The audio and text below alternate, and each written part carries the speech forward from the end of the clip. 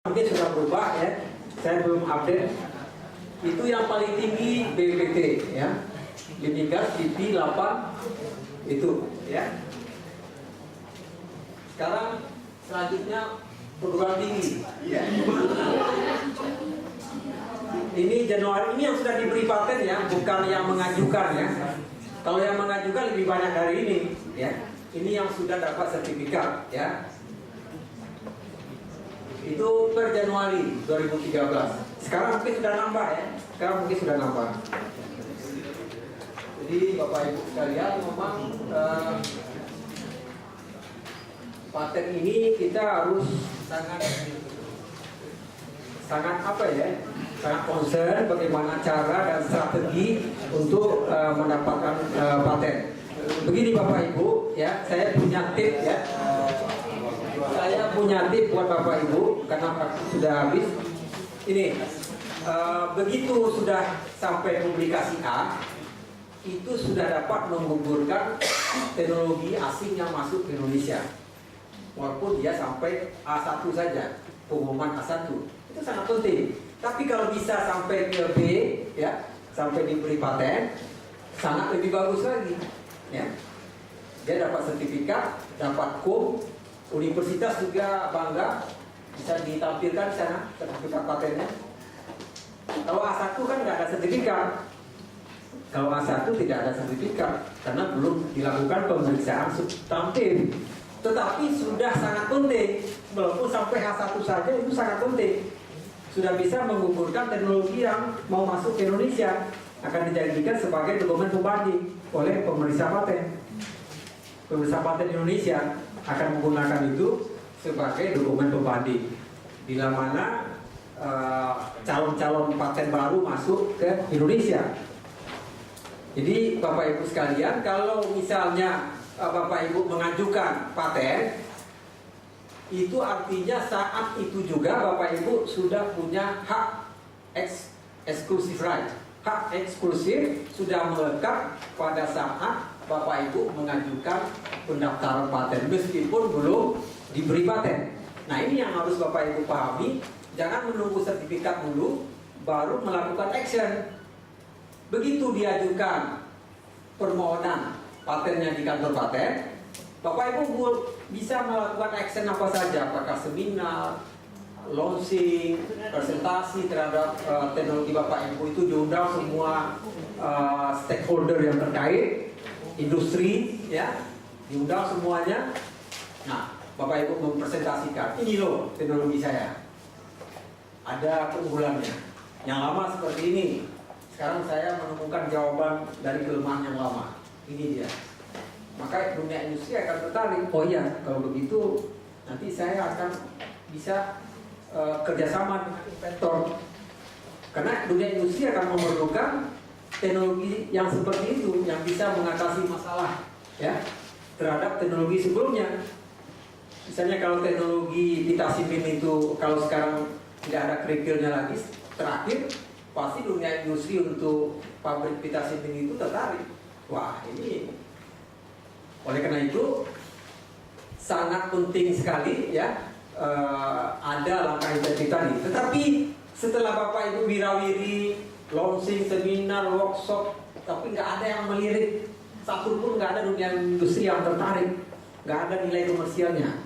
Maka Bapak Ibu bisa melakukan penarikan kembali sebelum di-granted oleh pemeriksa paten. Itu tidak dikenai biaya, 0 rupiah. Ya, sebelum di-granted oleh pemeriksa paten, Bapak Ibu sudah menarik, kirim surat 1 lembar bahwa nomor sekian aplikasi patennya ditarik kembali oleh inventornya. Itu sudah nggak ada lagi pembayaran.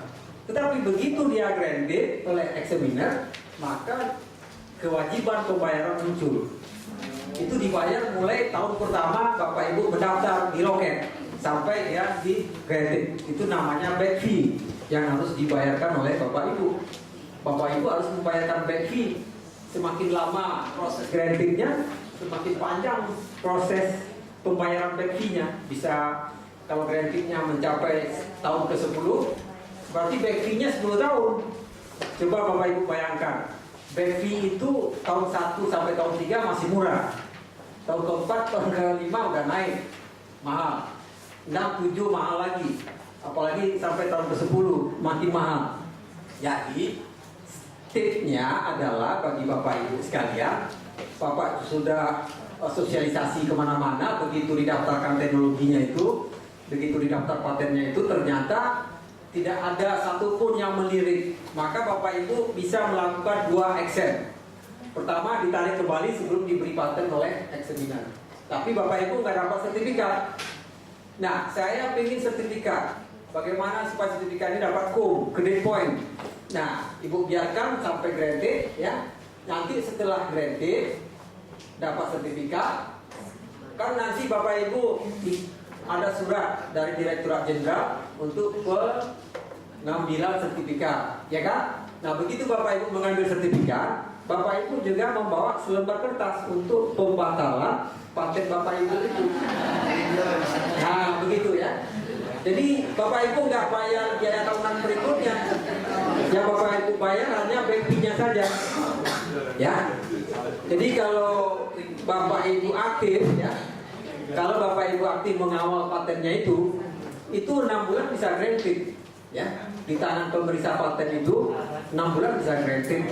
Kalau Bapak Ibu aktif komunikasi dengan pemeriksa patennya, 6 bulan bisa granted. Kalau 6 bulan granted, tadi 24 bulan berarti 2,5 tahun. 2,5 tahun back fee masih murah, 2,5 juta back fee-nya, 2,5 tahun. Jadi Bapak Ibu dapat sertifikat paten, kemudian bayar 2,5 juta, tapi kan dapat grade point. Dan selanjutnya tahun berikutnya nggak bayar lagi karena sudah dibatalkan. Nah, begitu itu tipsnya ya. Tipsnya. Jadi Bapak Ibu kalau urusan pembayaran, urusan sertifikat itu di tempat saya. Ya. Nah, ini biaya tahunan paten ya, Bapak Ibu ya. Jadi bisa nanti silakan ya, ini bisa Bapak Ibu tanya saja kalau ada yang nggak paham karena mempersingkat waktu. Jadi banyak sekali yang mesti kita ungkapkan karena kita berbicara dari hulu sampai ke hilir. Tapi kalau kita fokus di hilirnya saja, mungkin kita bisa lebih fokus ya. Kalau ini kita bicara dari hulu sampai ke hilir dari paten. Jadi nggak cukup waktu ya. Jadi seperti ini, oleh karena itu tugas Bapak Ibu membacanya semua sehingga materi ini bisa digunakan. Gimana Bapak Ibu? Ada yang mau ditanyakan? Ya. Tadi kan kata Bapak setelah kita mengajukan permohonan kita sudah bisa mencoba untuk seminar. Bisa, ya. Kalau misalnya tindakannya berupa upaya hukum, Pak, misalnya kita melihat ada teknologi yang mirip sama. Kalau untuk menggugat belum bisa, harus menunggu sertifikat dulu. Kalau untuk menggugat secara hukum, kalau hanya Bapak Ibu hanya untuk mensosialisasikan, menseminarkan supaya si dunia industri tertarik untuk mengkomersialkan, itu nggak ada masalah. Tapi kalau untuk menggugat secara hukum, Bapak Ibu belum punya sertifikat patennya, harus menunggu dulu sertifikat patennya sebagai fakta hukumnya. Terus yang kedua, Pak, saya sebelum kita mengajukan permohonan, produk yang mungkin ada bisa kita keluarkan patennya itu sudah pernah digunakan gitu, Pak. Lalu digunakannya misalnya nggak luas gitu, Pak, saya di beberapa kelompok masyarakat aja gitu. Itu termasuk bentuk publikasi nggak, Pak? Maksudnya itu bisa menghilangkan kebaruan itu nggak? Ya, kalau Bapak Ibu sudah mendaftar, kemudian ada yang menggunakan, itu nggak ada masalah. Ya, yang bermasalah digunakan dulu, kemudian baru didaftarkan. Kalau digunakan itu sudah lama, lebih dari 6 bulan, itu sudah gugur. Ya, kalau sama, teknologinya. Jadi kalau Bapak Ibu sudah mendaftar, kemudian ada pihak lain yang menggunakan setelah mendaftar, itu nggak ada masalah. Nanti begitu ada sertifikat, tinggal digugat, ya, tinggal digugat, begitu. Ya, silakan. Ya.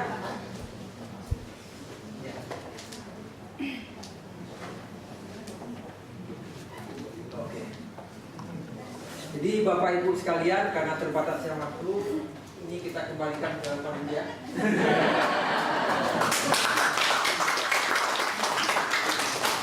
Baik, terima kasih Pak Mercy, Pak Iwan. Beranjak ke sesi berikutnya, yaitu sesi tanya jawab. Mungkin sebelum kepada sesi tanya jawab, saya informasikan juga, mungkin Bapak Ibu melihat beberapa produk di depan. Itu adalah produk dari peneliti UI yang sudah didaftarkan patennya. Ada beberapa dari FK, kemudian dari teknik dan dari Fakultas Kedokteran UI, juga dari FKM. Baik, untuk kesempatan yang pertama, silakan saya berikan kepada 3 barangkali sampai 4 orang penanya. Kalau hak cipta nanti akan dijawab oleh Pak Iwan. Kemudian kalau paten nanti mungkin akan dijawab oleh Pak Mercy. Ya. Silakan disebutkan terlebih dahulu nama dan fakultasnya, Bu.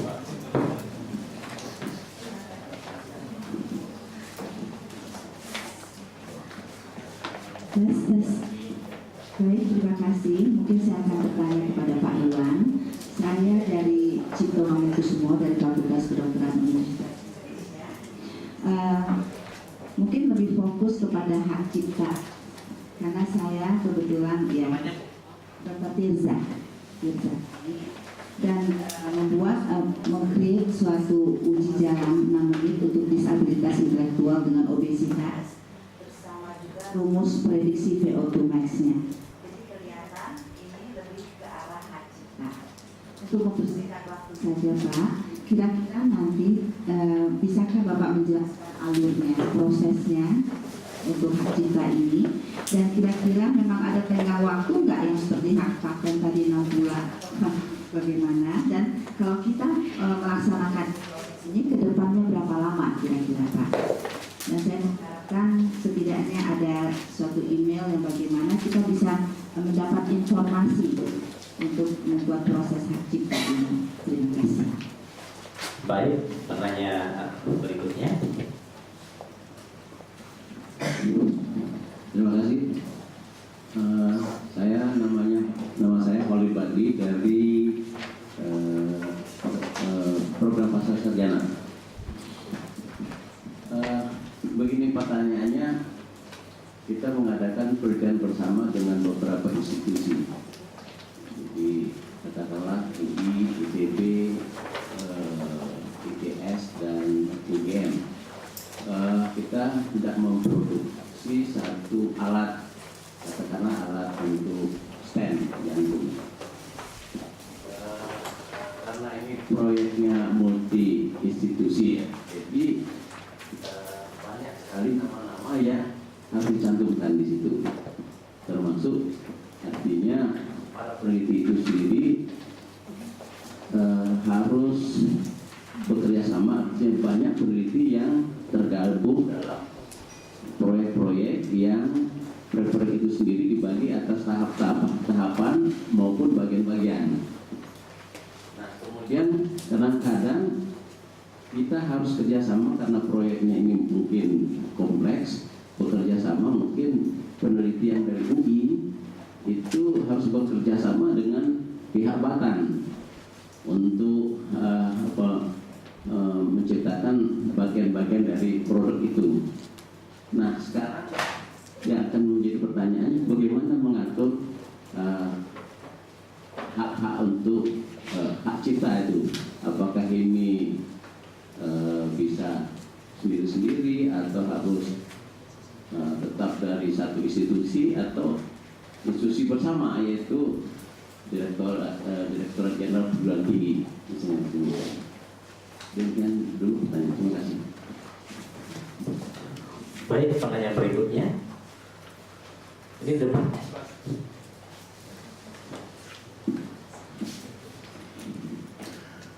Terima kasih. Saya Melisa dari Fakultas Kedokteran ini. Mungkin yang ingin saya tanyakan, sejauh mana kita di fakultas bisa membantu proses aplikasi, karena para peneliti di tingkat fakultas harus mengajukan permohonan patennya pertama di fakultas. Sejauh mana kita bisa membantu? Apakah para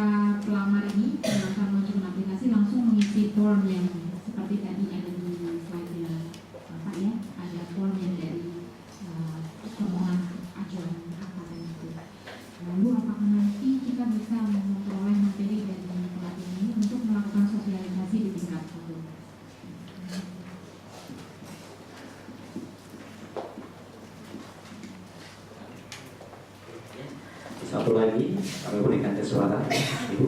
Ya, selamat siang. Saya Rita Markus dari Fakultas Psikologi Universitas Indonesia. Yang saya ingin tanyakan adalah mengenai tes psikologi. Di bagian mana dia menjadi hak cipta dan di bagian mana dia menjadi hak paten. Itu karena kita ketahui prosedur-prosedur untuk melakukan penelitian yang biasanya tidak berubah untuk di tes psikologi. Apakah hanya cukup hak cipta saja atau ikut pula harus hak paten yang saya belum tahu yang di sebelah mana, atau harus kedua-duanya? Itu saja, terima kasih. Baik, untuk sesi yang pertama, Pak orang penanya sudah menyampaikan pertanyaannya. Mungkin untuk pertanyaan yang pertama dari Ibu Tirsa ya Bu ya, mengenai awal untuk proses hak cipta mungkin bisa dijawab terlebih dahulu oleh Pak Iwan. Silakan Pak. Assalamualaikum warahmatullahi wabarakatuh. Terima kasih kepada Bapak Ibu yang antusias memberi pertanyaan dan mengikuti sampai sekarang. Jadi saya mau mencoba menjawab pertanyaan Dr. Tirsa tadi ya, mengenai obesitas Bu ya. Kalau saya lihat hak cipta itu kalau boleh dibilang seperti keranjang sampah ya. Semua ada di situ, logo dari merek ada di hak cipta, ya kan? Metode dari paten bisa masuk hak cipta. Apalagi sastra, buku, bikin aja buku, ya kan? Kalau hak cipta itu simpel. Dan dia juga nggak ada tengah waktu itu. Pokoknya yang penting originalitas itu dari Ibu. Seperti dari pertanyaan Bapak ini, misalnya dia bikin buku, tapi ada satu situ ilmunya ngambil dari orang lain misalnya. Tulis aja di quote aja, dikutip kayak bikin karangan ilmiah.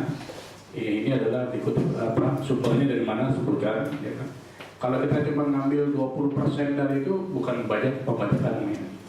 Dan saya kasih tipnya juga, tunjukin kalau teori itu ada kelemahannya, gitu loh. Satu, buku karya Bapak bagus buat marketing kan, berarti ini solusi. Tapi maksudnya ada inovasi dari situ. Jadi yang dulu itu begini kelemahannya, misalnya Linux lah atau apa. Nah ini saya bikin yang baru lebih cepat, misalnya loadingnya lebih cepat, prosesnya boleh-boleh, monggo. Dan prosesnya itu hak cipta karena tidak disebutkan secara eksplisit di undang-undang, ya kita pakai standar aja sekitar 6 bulan lah, paling lama setahun gitu. Prosesnya dari mulai masuk sampai keluar. Dan yang dikeluarkan itu bentuknya bukan sertifikat seperti paten, karena itu kan kalau itu kan diberikan oleh negara, hak yang diberikan negara, hak yang timbul karena diberikan oleh negara, karena Ibu mendaftar, diperiksa, lalu dikasih. Kalau kita kembali haknya udah ada pada Ibu Bapak Ibu semua, cuman kita kayak seolah-olah menginteresi lah, recognize gitu ya, bahasa Inggris, recognition ya kan. Jadi sifatnya namanya sebetulnya pencatatan. Makanya kalau di sertifikat itu bunyinya surat pendaftaran ciptaan, bukan sertifikat, karena bukan hak yang diberikan, haknya tetap ada pada Bapak Ibu gitu. Ya kan? Jadi jelas ya mengenai masa depan. Ya. Oh ini formulir Bu. Jadi syarat-syaratnya adalah KTP Bapak Ibu, ya kan? Kalau pribadi KTP pribadi. Kalau misalnya yang mendaftar adalah badan hukum, berarti KTP direkturnya, ya kan? Dengan catatan direktur itu namanya ada dalam akta pendirian badan hukum, ya kan? Badan hukum berganti-ganti pemilik kan, ya terakhir itu kan ada kronologis. Yang terakhir direktur ya itu harus ada besok, ya kan? Nah, terus sudah itu akta legalisir akta pendirian badan hukumnya. Atau kalau pribadi berarti nggak usah pakai itu, cuma cukup KTP aja sama 2 eksemplar contoh. Misalnya Ibu bikin buku ya 2 aja cukup. Ya kalau Ibu bikin ngasih kita 5 ya ntar beli baju ke pegawai yang lain. Misalnya cukup 2 aja, kalau syarat dari undang-undang cukup 2. Nah, dan kita juga meriksanya nggak kacau baju mama kayak di paten atau merek. Pokoknya sepanjang orisinal itu punya Bapak Ibu ya udah cukup. kebanyakan sih granted, kalau software atau buku nggak masalah. Soalnya kita udah mengerti gini ya, kalau di kita itu orang nggak daftar aja dilindungi, ya kenapa orang daftar disusah-susahin gitu, syukur-syukur daftar gitu kan. Itu ada lagi Bu? Oke. Terus yang pertanyaan kedua mengenai penelitian bersama Pak ya. Penelitian bersama itu, jadi kalau dia kita harus disebut semua nama satu persatu, ya kan? Atau disebut dalam itu memberikan kuasa kepada Bapak juga bisa, selaku pendaftar yang tanda tangan yang ngajuin pendaftaran, gitu. Tapi kalau mengenai nanti pembagian keuntungan benefit sharing itu udah enak gitu, kita nggak ngatur, itu bagian perjanjian keperdataan Bapak antar para pihak, gitu loh. Nanti Bapak berapa persen kan bisa dihitung kan, bisa diomongin gitu kan. Apa namanya sharingnya, shareholdernya berapa, Bapak berapa persen, tergantung kontribusi masing-masing kan, gitu. Kalau misalnya mau mendaftar itu lembaga, bisa lembaga, atau bisa Bapak mau ke teman Bapak juga bisa dengan surat kuasa. Gitu loh. Saya dalam hal ini mewakili, sebut namanya siapa satu dari Batam ini, ya kan? Setuju memberikan kuasa kepada Bapak untuk mendaftarkan karya cipta. Gitu. Mengenai itu kan cuma supaya simpel, supaya daftarnya gampang, ya kan? Nanti perkara pembagian keuntungannya itu terserah Bapak masing-masing dengan para pihak, gitu loh. Tapi nama hak paten itu harus disebutkan. Iya, harus disebutkan. Itu yang paling penting dalam hak kekayaan intelektual itu adalah di situ, recognition itu tadi. Walaupun seorang misalnya kerja di Mitsubishi, Toyota, mau dia daftar paten, desain industri merek, namanya harus disebutkan, ya kan? Walaupun pemegang hak ciptanya atau pemegang patennya adalah Mitsubishi Motor misalnya, atau Toyota atau Universitas Indonesia, tapi namanya tetap harus disebutkan. Itu berkaitan dengan moral juga Pak, gitu ya. Udah jelas Pak? Ya. Yang ketiga, sejauh mana bisa dibantu, ini mengenai internal kali ya. Nah, cuman saya nyambung ke ini, jadi tadi udah ngobrol-ngobrol sama Bu Suara. Ada syarat nih ya, mungkin bisa di. Misalnya kita bisa kerjain mahasiswa UI kan, suruh dia bikin proyek, misalnya apa, desain apa kayak gabungan karya tradisional, misalnya seni apa namanya, tenun Toraja digabung sama Jawa Tengah, tempelin yang gede di mall Senayan City, Sensi, bawahnya di atas respect order, respect copyright by University of Indonesia. Ya, keren kan? Kita tempelin di dinding mall, jadi keren gaul. Jadi jangan orang pikirnya UI tempatnya profesor, gimana ya kan, malas. Kalau gitu kan brand image UI jadi bagus, sekaligus juga bantu sosialisasi HKI gitu loh. Juga orang kan jadi wah, jadi gue pengen sekolah di UI, ini keren nih, gitu kan. Tempelnya di dinding, jadi kerjasama sama Senayan City-nya ya kan. Gimana caranya? Dinding-dinding kantor apa, toko-toko yang nggak dipakai oleh toko bisa dipakai itu.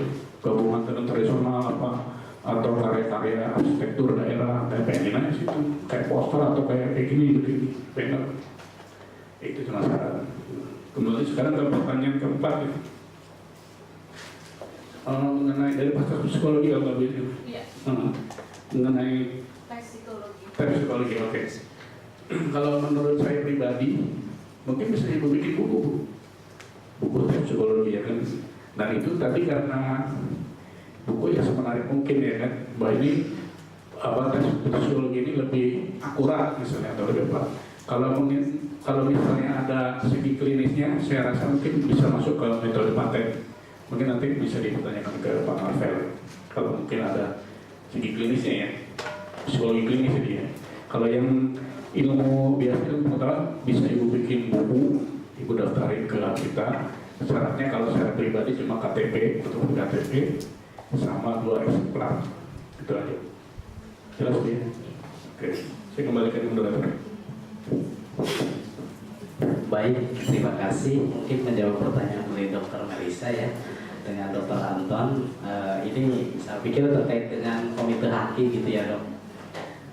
Sebelumnya saya ucapkan terima kasih karena di Fakultas Kedokteran Gigi sendiri sudah terbentuk komite HKI. Jadi komite HKI ini nanti memiliki peranan untuk menyeleksi permohonan HKI dari tingkat fakultas sebelum diajukan ke universitas. Mungkin nanti selebihnya akan ditambahkan oleh Ibu Buspa, Kasubdit HKI kami, mengenai permohonan HKI dari tingkat fakultas seperti yang tadi saya sebutkan. Memang untuk saat ini kami tidak bisa menerima langsung, tapi permohonan yang diajukan oleh fakultas kepada universitas itu setelah melalui proses review dari fakultas oleh Komite HKI, kemudian apabila Komite HKI memberikan rekomendasi untuk didaftarkan, tentunya kami akan tindak lanjuti seperti itu, Dok. Kemudian terkait dengan substansinya, barangkali kami sudah pernah mengirimkan beberapa penilaiannya seperti apa begitu. Itu nanti pembicaranya tingkat internal dengan Komite HKI di tingkat fakultas. Kemudian terkait dengan materi yang ada mengenai sosialisasi HKI, tentunya kami sangat senang karena kami bisa terbantukan apabila Bapak Ibu akan mensosialisasikan kepada tingkat fakultas, barangkali seperti itu. Mungkin Ibu bisa menambahkan.